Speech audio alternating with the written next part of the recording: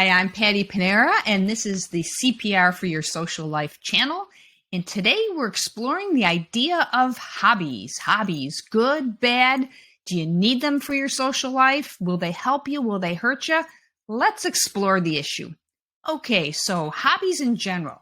Do you have to have one to be an interesting person? Well, I can tell you this. I know a lot of interesting people, and I don't necessarily know whether or not they have hobbies. Sometimes that topic comes up, sometimes it doesn't. I would say you don't necessarily need to have one. But the bigger question is, can it help you or could it hurt you? Well, in certain cases, I think it can help. For one thing, it gets you the heck out of the house. So that's a plus. And if you're doing the type of hobby that involves other people, that's also a great way to expand your social life, your social skills, your connections with other people, having other people interested in doing the same thing, people who can introduce you to others. That's all awesome. So if it's something that you're interested in or something you think you could be interested in, sure, by all means, go for the hobby. But the question becomes, does this help you in your social life otherwise? Like, does this give you a big thing to talk about with other people?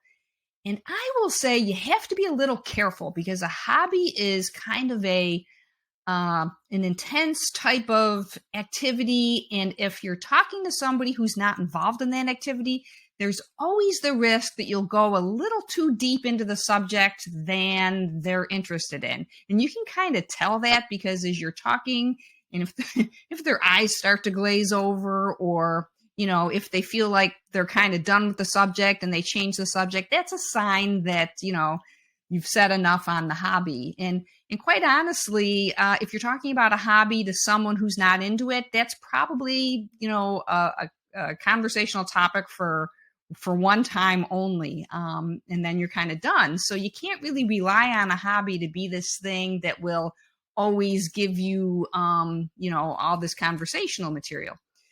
But if you happen to be with the group that is doing the hobby, or with other people who are into that same hobby, sure, by all means, it gives you plenty to talk about.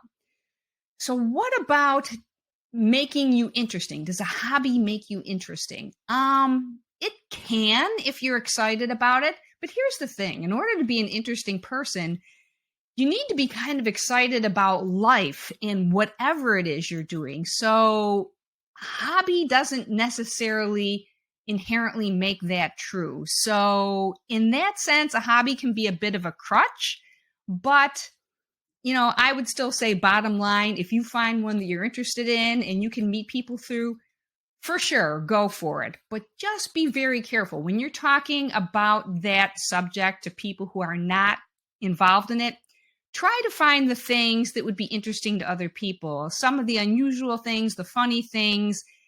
Don't go too deep into the subject. Keep it broad and keep it general. Make yourself like an elevator pitch for talking about the hobby, because otherwise, like I said, people will tune out. So hobbies, yes, but make sure it's something that you're really into, and don't rely on it as a conversational crush, because a lot of people will not go too deep in one subject with you.